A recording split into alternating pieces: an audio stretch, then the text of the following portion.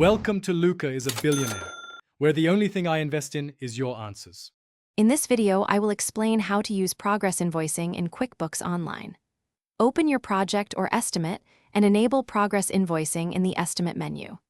Create an estimate that outlines phases, amounts, or percentages for each deliverable.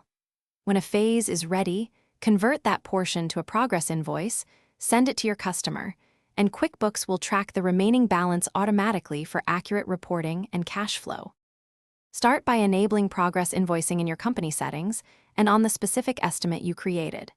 Configure each line to bill by percentage or dollar amount that matches your work schedule and client agreement. Save the estimate and preview the progress invoice to confirm tax, shipping, and term details are correct. This ensures invoices reflect what was delivered, reduces disputes, and keeps project accounting tidy and predictable for both you and your client. If you're finding this guide useful, please subscribe and like so I can make more helpful content. Quick recommendation. These leak-proof containers are perfect for packing lunches between job sites and keeping your tools and receipts safe from spills. They seal tightly and fit in most bags. Check the description for the product link and other deals, and pick one up if it helps you stay organized on the go. Now let's get back to the video.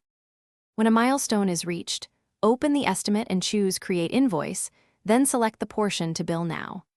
Edit descriptions to remind the customer what they are paying for and confirm tax and billing address before sending.